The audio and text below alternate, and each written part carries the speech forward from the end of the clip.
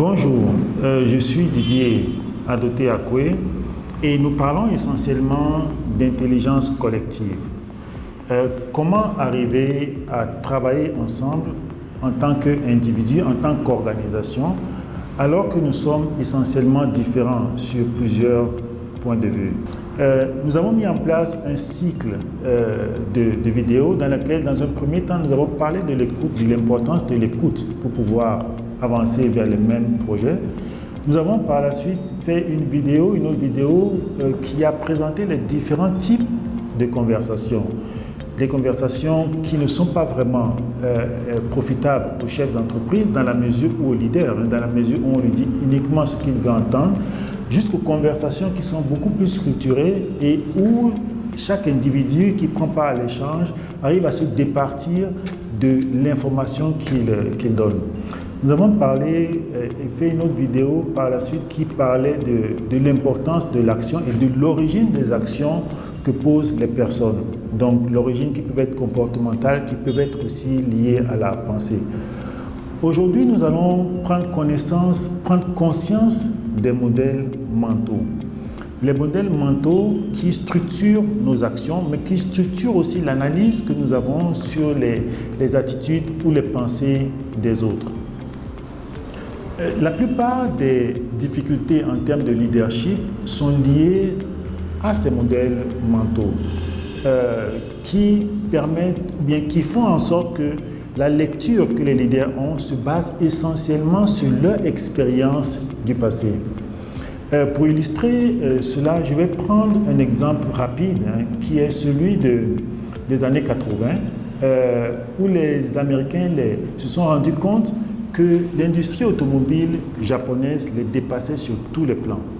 Et donc, ils ont effectué un voyage pour aller au Japon et pour apprécier, pour voir quels sont les types d'usines qui sont mises en place.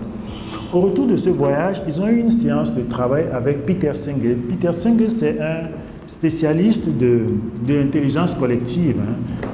Et donc, au cours de cet échange, ces responsables américains lui ont fait comprendre que les Japonais ont préparé le voyage et ne leur ont pas vraiment fait voir les usines dans lesquelles ils travaillaient. Parce que les usines n'étaient pas sales, parce qu'il n'y avait pas beaucoup de stock, parce qu'il n'y avait pas des approvisionnements qui étaient disponibles, etc. Avec le recul, nous remarquons qu'en réalité, ces responsables des unités d'usines américaines étaient en contact avec une évolution essentielle dans le monde de la construction automobile.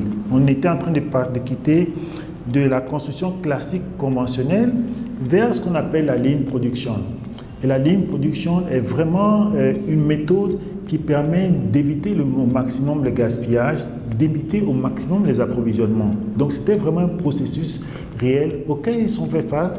Ils étaient en face de ce processus, mais ils n'ont pas su vraiment prendre en compte cette nouvelle information, cette nouvelle dynamique.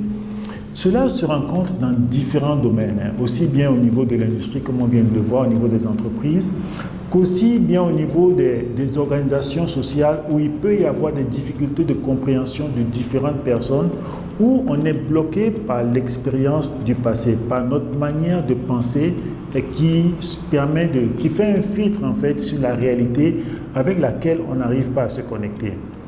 Actuellement, il y a plusieurs évolutions aussi. On parle de crypto-monnaie, on parle de chat GPT, et vraiment dans différents domaines aussi où il y a l'intelligence artificielle. Donc, quel peut être le regard ou l'analyse que les leaders d'entreprise, les leaders de toute organisation sociale peuvent avoir sur ce genre d'évolution, sachant qu'ils doivent, pour que ça réussisse, se départir de leur expérience du passé et de l'influence des modèles mentaux qui ont été construits par cette expérience du passé.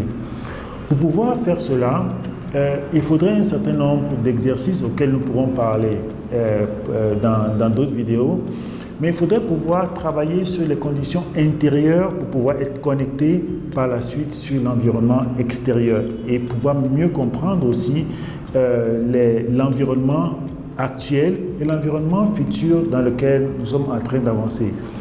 C'est essentiel pour les leaders pour vraiment rester connectés et pour pouvoir prendre des décisions adaptées à l'environnement dans lequel ils souhaitent pouvoir conduire la dynamique qu'ils ont. Ça fera certainement l'objet de prochaines vidéos. Merci.